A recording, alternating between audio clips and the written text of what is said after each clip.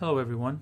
In this video, which continues our sequence of videos on advanced features in SoftChalk, I wanted to take a couple of minutes and introduce you to the ScoreCenter and then focus on how to access the ScoreCenter and then also how to set up a new ScoreCenter. And the purpose of the ScoreCenter feature in SoftChalk is to collect scores when you are putting in quiz groups and or quiz poppers into your SoftChalk lessons, and you are wanting to collect those scores for grading purposes, whether it be for individual assessments that you may have in your course, or if you are using them as part of a participation grade or some other grade that you may have built into your course. You can collect those scores and then access them using the ScoreCenter feature in SoftChalk Cloud. So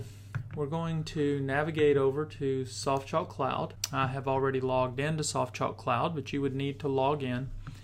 And then at the top here we have a series of tabs, and the tab that we are looking at in this video is the ScoreCenter. And anytime that you want to track scores or collect scores from your students, you will need to go into My ScoreCenters, and then here you will be provided with a list of any existing ScoreCenters that you may have.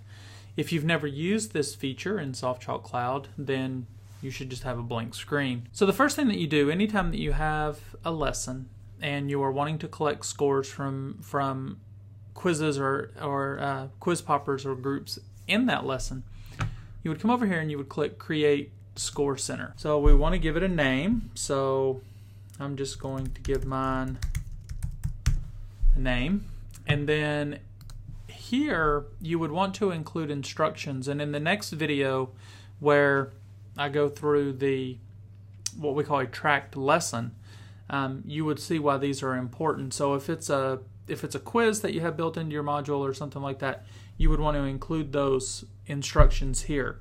So I'm just going to say, please work through the module and answer all questions in the quizzes. Clean this up clearly because I can't spell.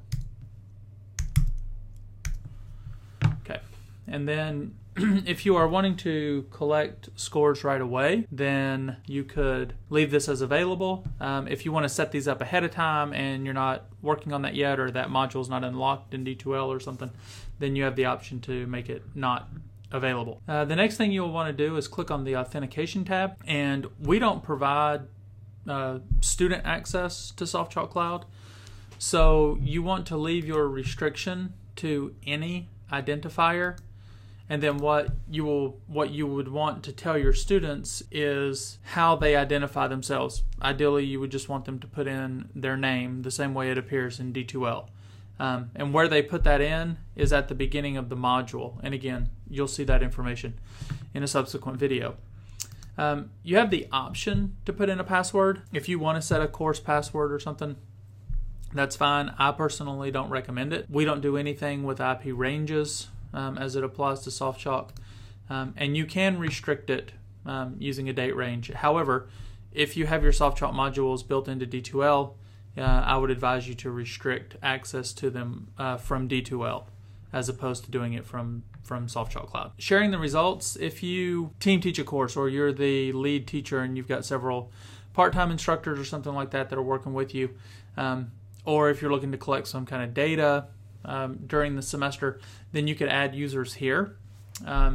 If not, then you won't need to put anything in these boxes. And then the most important thing next to the authentication is selecting an actual module or lesson that you want to track the scores from. So as you can see here, I have a whole lot of lessons because I work with a lot of different faculty members, but hopefully, depending upon how many lessons that you have, you would come through here and you would select the lesson that you want to track. This would be the lesson that you have the quizzes built into, and the one that you're wanting to collect the scores from. So I'm going to collect, say, from here. Then make sure you click the arrow to move it over to the tracked lessons. And then once you have those set up, then you can click create, and it'll take a moment to set it up. And now here is your ScoreCenter, and you'll notice that it is tracking, meaning that it's collecting the data.